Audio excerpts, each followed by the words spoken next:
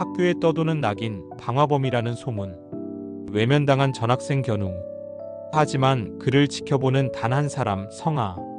누구보다 조용히, 누구보다 간절하게 그의 곁에 서기로 한 그녀의 용기.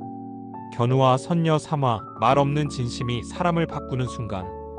바로 시작합니다. 아침 등굣길, 여느 때와 다를 것 없던 학교 앞. 335 모여 떠들며 들어오는 아이들 틈을 비집고 성아는 느리게 걸음을 옮긴다. 복도 끝 창가에 서 있는 한 사람. 백연웅. 학교 전체가 그를 피해 다니고 있었다. 방화범, 저주받은 애, 재수없다는 말들이 교실 공기보다 더 짙게 퍼져 있었다. 견우는 그런 시선에 익숙한 듯 보였다. 아무에게도 말을 걸지 않고 아무도 쳐다보지 않는다.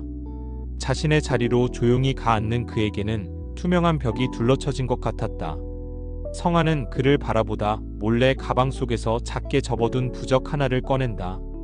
누구에게도 보이지 않게 조심스레 그의 책상 서랍 안에 밀어넣는다. 이게 얼마나 막아줄 수 있을지는 모르겠지만 수업이 시작되자 반 아이들 사이에선 다시 수군거림이 시작된다. 걔 진짜 불낸 거 맞대. 엄마가 교감 선생님이랑 통화했대. 성아는 고개를 푹 숙인 채 팔짱을 낀 채 졸고 있는 척하지만 마음속은 복잡하다. 쉬는 시간. 교실 뒷자리에서 구도연이 조용히 성아에게 다가온다. 요즘 학교의 기운이 이상해. 어제 도서관 옆 창고에서 이상한 냄새 맡았어. 향냄새 같은 거. 누가 쿠판이라도 버렸나 싶을 정도로. 성아는 당황한 기색을 감추며 웃어 넘기려 한다. 설마 학교에서 누가 그런 거래? 근데 너 요즘 이상하게 화내 보이더라. 도연은 알 수 없는 말을 툭 던지고 성아는 뭔가 들킨 기분이 들어 입꼬리만 어색하게 올린다. 그때 표지호가 교실 문을 발로 툭 차고 들어온다. 야, 방화범은 어디 갔냐? 아이들 몇몇이 웃음을 터뜨리고 견우는 묵묵히 자신의 자리에서 책만 본다.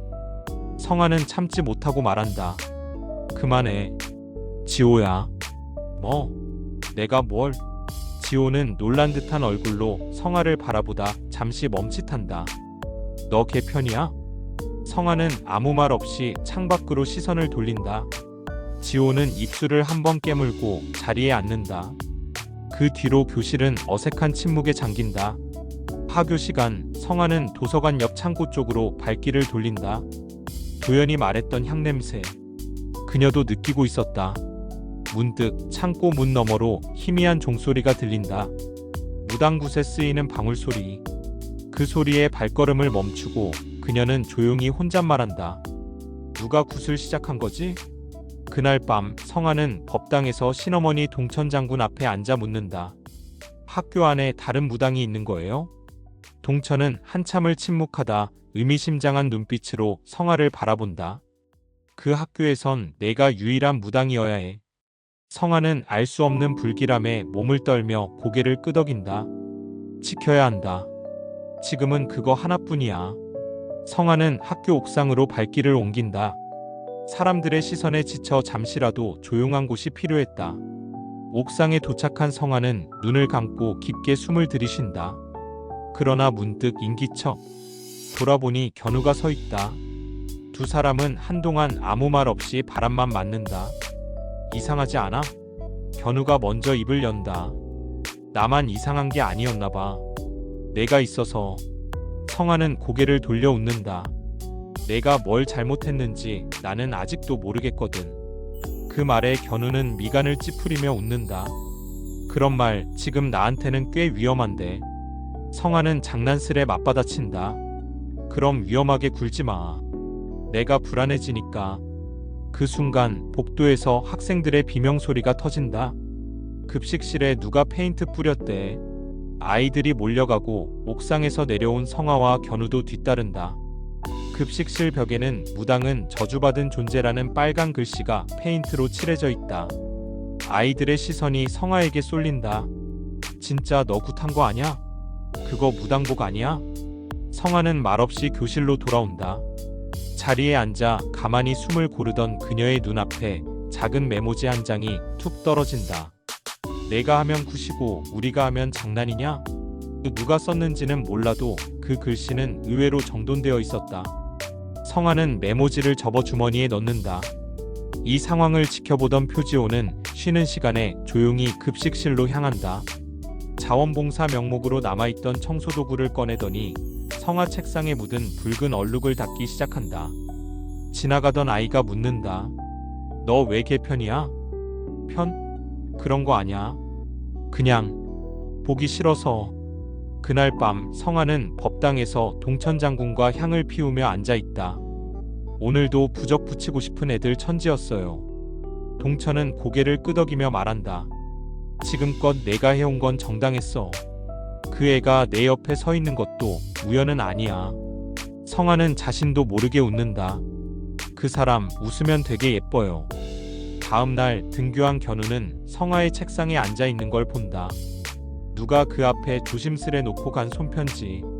살아줘서 고마워요.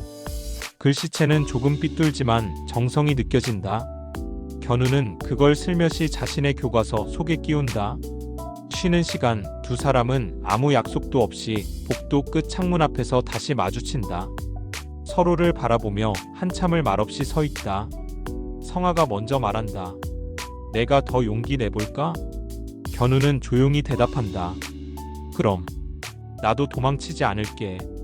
바람이 창문 사이로 스며들고 교실 안에 그들만의 조용한 온기가 퍼지기 시작한다.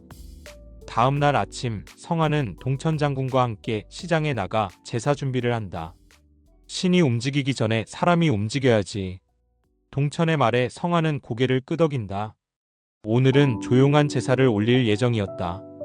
요란한 굿이 아니라 진심을 담은 밥상을 차리는 날. 견우를 위한 작고 따뜻한 의식. 성아는 직접 반찬을 만들고 꽃을 사다 놓고 작게 쓴 손편지를 접어 접시에 올린다. 살아줘서 고마워요. 그건 견우가 알 수 없는 성아만의 방식이었다. 무당으로서가 아닌 한 사람으로서 전하는 마음. 같은 시각 학교에선 견우가 교무실로 불려간다. 담임, 교감, 그리고 견우의 어머니가 함께 앉아 있다. 어머니는 단호한 어조로 말한다. 이 학교는 이 아이에게 안 맞는 것 같아요. 전학시키겠습니다. 교감은 중재하려 애쓰지만 견우는 아무 말 없이 바닥만 본다. 손은 무릎 위에서 꼭 쥐어져 있다. 학교를 나서는 어머니의 손을 견우가 느리게 뿌리친다.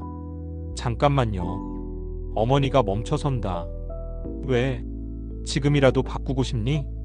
견우는 천천히 고개를 끄덕인다. 네. 그 말에 어머니는 놀란 듯하지만 더는 묻지 않는다. 대신 한숨을 길게 내쉬고 고개를 끄덕인다. 그럼 내가 감당해. 내가 못 막아줄 거야. 이 소식은 곧 성아에게도 전해진다. 점심시간 그녀는 옥상에서 견우를 만난다. 말없이 벤치에 앉아있던 그에게 조심스레 다가간다. 들었어. 전학 안 간다며? 견우는 고개를 끄덕이며 말한다. 도망치고 싶었는데 나보다 더 먼저 날 붙잡아준 사람이 있어서. 성아는 잠시 멈칫하다가 웃는다. 내 얘기야? 모른 척해도 돼. 근데 덕분이긴 해. 둘 사이에 웃음이 흐른다. 이전보다 조금 더 자연스럽고 조금 더 가까운. 방과 후 성아는 법당으로 향한다. 그날 준비해둔 감사밥상에 견우를 초대하기 위해서다. 이건 굿도 아니고 제사도 아냐. 그냥 고마워서 만든 밥이야. 그날 밤 견우는 조심스럽게 법당 문을 연다. 안쪽에는 초가 은은히 빛나고 작은 밥상이 차려져 있다. 소박한 반찬들과 함께 수줍은 글씨로 적힌 편지 하나. 살아줘서 고마워요. 견우는 말없이 자리에 앉는다. 식사를 시작하진 않지만 두 손으로 그 편지를 조심스레 펼쳐본다. 그 순간 성아가 조용히 옆에 앉는다. 나도 내 덕분에 좀 사라진 것 같아서. 견우는 잠시 눈을 감고 조용히 중얼인다. 안 갈게. 나 여기 있을게. 문 밖에서는 표지호가 조용히 두 사람을 바라보고 있었다. 아무 말 없이 그저 가만히. 미간은 살짝 찌푸려져 있었고 손엔 주먹이 꼭 쥐어져 있다. 그러나 끝내 말은 하지 않는다. 그 대신 뒷걸음으로 조용히 자리를 뜬다. 지호의 뒷모습은 어둠 속으로 스며들고 법당 안의 불빛은 조금 더 따뜻하게 타오른다. 며칠 뒤 학교에는 조금씩 변화가 감지된다. 복도 게시판에 성아가 준비한 감사밥상의 사진이 붙는다. 옆에는 짧은 손글씨가 덧붙여진다. 누군가를 위해 기도해주는 일 그 자체로 멋진 용기니까. 글쓴이의 정체는 알려지지 않았지만 그날 이후 교실 안 공기는 조금 달라진다. 아직 박아영은 성아를 노골적으로 피하거나 일부러 큰 소리로 비아냥대기도 한다. 하지만 예전처럼 반 아이들이 따라 웃거나 맞장구 치지는 않는다. 오히려 책상에 작게 써둔 낙서 위에 누군가가 하트를 덧그리는 식의 작고 조용한 변화들이 생겨난다. 조혜리는 수업 중 슬쩍 성아의 노트를 들여다보다 눈이 마주치자 괜히 기침하며 고개를 돌린다. 쉬는 시간 한 남학생이 말없이 성아에게 작은 음료를 책상 위에 놓고 간다. 성아가 고개를 드니 이미 아이는 자리로 돌아가 버렸다. 놀란 듯 성아는 음료를 바라보다가 작게 웃는다. 이런 날도 오네. 그날 저녁 성아는 법당에서 동천장군과 향을 피운다. 조금은 나아졌어요. 분위기나 애들 시선도. 동천은 차를 따르며 말한다. 기운이란 건 사람 마음처럼 쉽게 바뀌지 않아. 내가 조금 더 버텨야 해. 아직 그 아이 주변은 흐려. 성아는 창밖을 바라본다. 어두운 하늘 아래 바람에 흔들리는 등불. 그 애도 뭔가에 갇혀 있었던 것 같아요. 스스로 만든 벽 안에. 그걸 부수는데 도움이 됐다면 다행이죠.